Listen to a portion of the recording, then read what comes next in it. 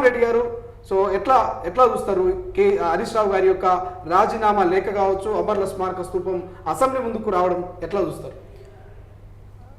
Match box మాజీ మంత్రి హరీష్ రావు చేసేటటువంటి డ్రామాలు కొత్తగా ఏం కాదు.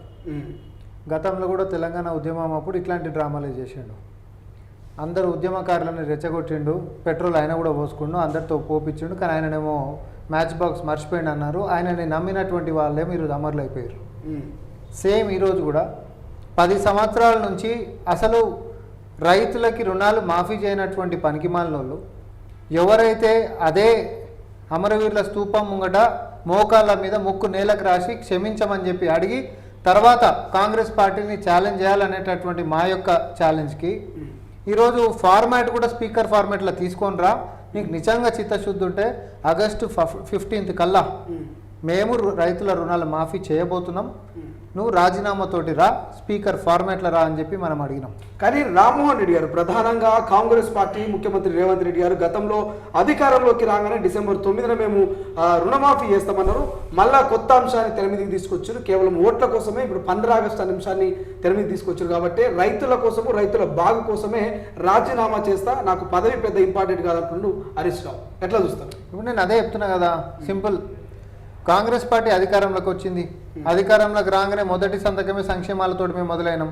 సంక్షేమాలే కాదు, ఇంకొక పక్క ప్రజాస్వామ్యం కంచెలు తెంపుకుంటూ మేము ఈరోజు మొదలుపెట్టినటువంటి ప్రజాపాలనలా ఈ దొరలు చెప్పినట్టు వ్యవస్థ నడవాలనేటటువంటి పాత పద్ధతి పోయింది. ప్రజలు అనుకున్నట్టు, ప్రజలు కోరుకుంటున్నట్టు మాత్రమే ప్రజాప్రభుత్వం నడుస్తుంది. సో సంక్షేమాలు, ఇంకొక పక్క వారి యొక్క అవినీతి పైన చర్యలు, ఇంకొక పక్క ప్రజలకు మేము ఇచ్చినటువంటి ప్రమాణాలను నెరవేర్చేటటువంటి దాంట్లో ఈ ప్రభుత్వం నిమగ్నమై ఉంది. ఒకరోజు ఆలస్యం అవుతున్నా చిత్తశుద్ధితోటి పారదర్శకంగా మేము జనాలకు చెప్తున్నాం. మనం రాగానే ఇప్పుడు గతంలో కూడా రైతులకి సంబంధించినటువంటి రుణాలు మాఫీ అయినా, కరెంటు ఉచితం ఉందైనా ఆ ప్రభుత్వంలో ఆ శక్తి ఉండాలి ఆర్థికంగా, అవునా? శక్తి లేనప్పుడు ఉత్తగానే ఇళ్ళ లెక్క డ్రామాలు చేయాలనుకుంటే కాగితం మీద కొన్ని సంతకం పెట్టేసిన ప్రొసీజర్లనే లేట్ అవుతుందని చెప్పొచ్చు. అట్లా కాంగ్రెస్ పార్టీ చెప్తలే. మనకు ఆర్థికపరమైనటువంటి పరిపుష్టతని డిసిప్లిన్ తోటి రోజు మొదటి తారీఖు జీతాలు వచ్చినటువంటి పరిస్థితులు ఉండేనా గత పాలనలో?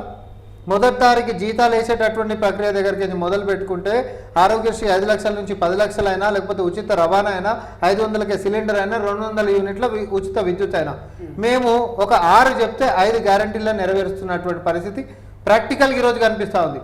రైతు రుణాలకు సంబంధించి కూడా హ్యూజ్ బడ్జెట్కి సంబంధించింది కాబట్టి దానికి కావాల్సినటువంటి విధి విధానాలన్నింటినీ కూడా ముఖ్యమంత్రి అయిన తర్వాత మొదటి రివ్యూలనే ఇవన్నీ తీసుకున్నాడు అనేటటువంటి ఒక వాస్తవాన్ని గుర్తు చేస్తా ఉన్నాం. సో బ్యాంకులతోటి మనం మాట్లాడేసేసుకొని రైతుల యొక్క అప్పు ప్రభుత్వం కట్టేటటువంటి దానికి కాస్త ఆలస్యం అవుతుంది. ఇప్పుడు ఎన్నికల కోడ్ ఎటు వచ్చింది.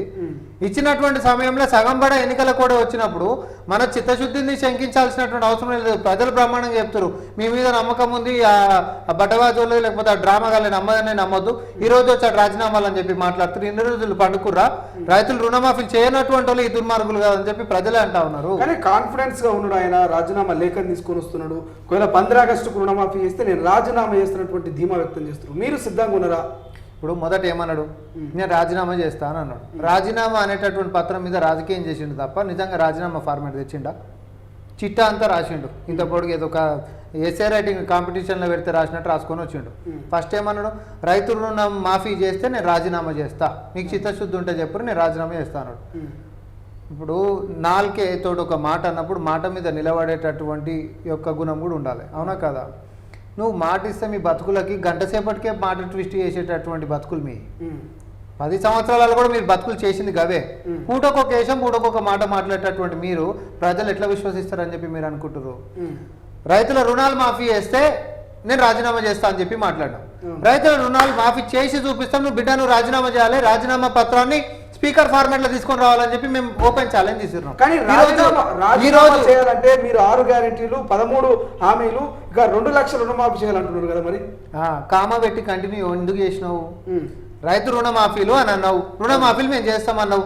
ఇమీడియట్ గా నెక్స్ట్ డే అమ్మ కాంగ్రెస్ వాడు నిజంగానే చేస్తట్టుండు, నాకు ఉన్నపాది ఊసిపోయేటట్టుంది, సిద్దిపేటలో ఆఖరికి నాకు మొన్ననే ఇప్పుడు కొండపోచమ్మ సాగర్కి సంబంధించినటువంటి దాంట్లో మన అవినీతి ఏందో, మన కథ ఏందో, మన కబ్జాలు ఏందో బయటపడిపోయినాయి. అసలే ఇజ్జత్ ఇస్తలేడు వాడు. ఈసారి రాజీనామా అంటే మన కేర్ ఆఫ్ అడ్రస్ లేకుండా చేస్తట్టు అని చెప్పి కామ పెట్టి పథకాలను కంటిన్యూ చేసిండు. మేము 5 సంవత్సరాల్లో చేసేటటువంటి కూడా ఇప్పుడే చేయాలి, అప్పుడే నేను రాజీనామా చేస్తా అని. ఇది ఎట్లుందంటే ప్రైవేట్ అని తెలివితేటలు, కార్పొరేట్ తెలివితేటలు అంటారు దీన్ని. పెద్ద ఆడిస్తాడు ఆడు, పెద్ద ఆడిచ్చి కింద చిన్న చుక్క పెడతాడు, టర్మ్స్ అండ్ కండిషన్స్ అప్లై అని, షరతులు వర్తిస్తాయని. అవునా?